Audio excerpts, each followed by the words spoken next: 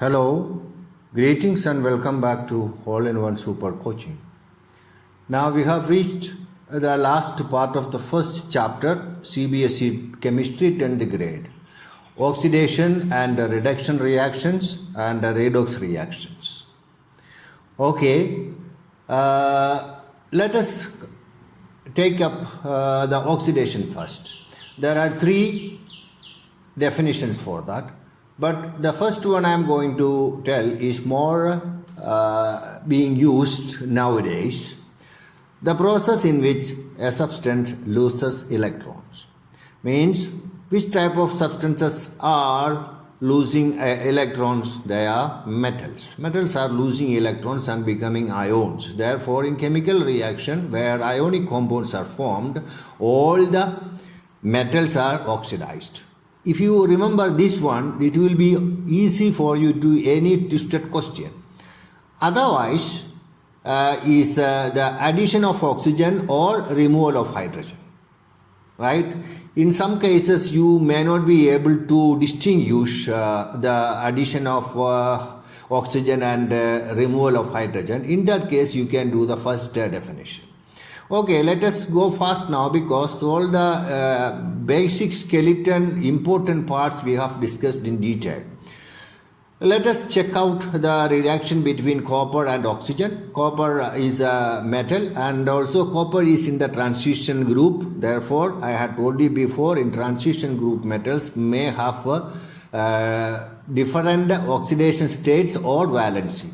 Now, one more point I have to say that valency is also known as oxidation state. I didn't want to tell in the beginning to avoid confusion. Now, copper in this reaction, when it is reacting with oxygen in this reaction, is taking the valency of 2. Why I am stressing that point? In some other oxidation reactions, sometimes copper takes the valency of 1 also. In the 1 or 2 videos before, I had told you if an element is taking, especially metals, is taking 2 valencies, the lower valency is always known as OUS, us. Higher valency is IC, that is ferrous oxide, ferric oxide. In the same way, copper also have oxides called cuprous oxide and cupric oxide. Cuprous oxide is valency 1. Cupric oxide valency is 2. But now in the modern chemistry, now still we are using copper oxide. Okay, I am not going into the details because we don't want to go to the 11th, 12th standard now. Okay, copper is a less reactive metal, therefore you have to heat it up. So copper will combine to form copper oxide. The equation is given. Actually, you have to balance it. This is a simple equation. This is a combination reaction example also. Then another one is hydrogen sulfide combining with oxygen gives sulfur and water molecules. Okay. So the first case you say simple. It is a combination. That is oxygen is added to copper. You don't want to think some more. Therefore, copper is oxidized. In another ways, copper loses 2 electrons and oxygen receives that electrons, right? In this case also, you can understand what is reduction. The substance which receive electrons are called reduced, are said to be reduced, sorry. So, copper is oxidized because oxygen is added to that. At the same time, it has lost electrons. Now, in the hydrogen sulfide, what happens? The hydrogen sulfide,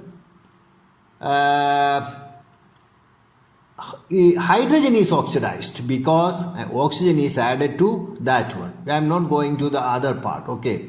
Now, when zinc is reacting in with acids, zinc will lose 2 electrons and the zinc atom will become an ion having 2 positive atoms. Positive charges. So here zinc is oxidized. This is also, and that is a part equation which usually we use in electrolysis. Then is reduction. This is opposite. In the process of oxygen is removed or hydrogen is added. In the same way, in the process where substance gain electron. So, In oxidation, substance loses electrons, and reduction, substance gain electron. Let us take one example of this is an example for dissociation. Potassium chlorate is a dissociation example also. When you heat it up, this will dissociate into potassium chloride and 3 oxygen. So which one is oxidized and which one is reduced? Here we are looking for reduction. When oxygen is removed, that substance is reduced. Therefore, potassium chlorate is reduced because all the oxygen has been taken from it. Okay. Next is sodium plus hydrogen gives sodium hydride. This you can use the second definition where hydrogen is added. In that case also it is a reduction.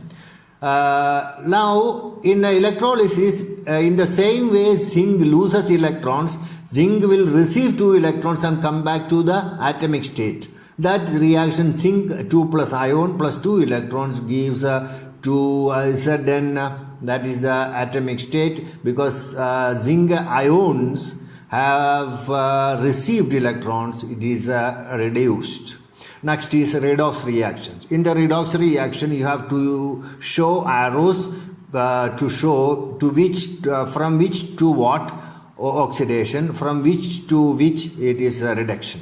But I cannot type it in this gadget now. Therefore you have to check it in the textbook.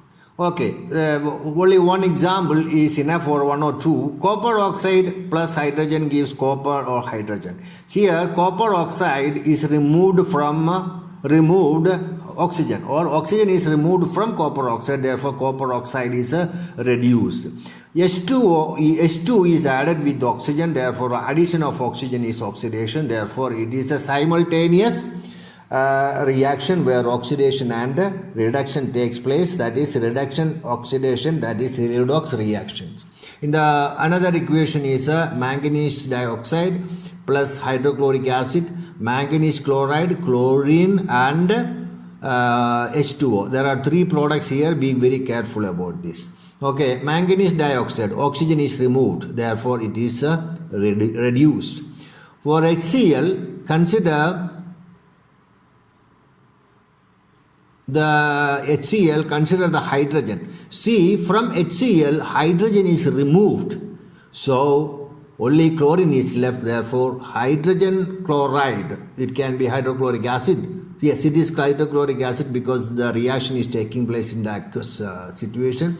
Therefore, from the hydrochloric acid, the hydrogen is removed and chlorine is left alone. Therefore, that is the oxidation part. That is also an example for oxidation reduction. You can get many examples from the NCERT textbooks by ask questions. The last part is exothermic and endothermic reactions. In some reactions, heat will be produced by the reaction, but in some reactions, we have to give heat into it. One good example is photosynthesis. You know what is photosynthesis? Photosynthesis can take place only when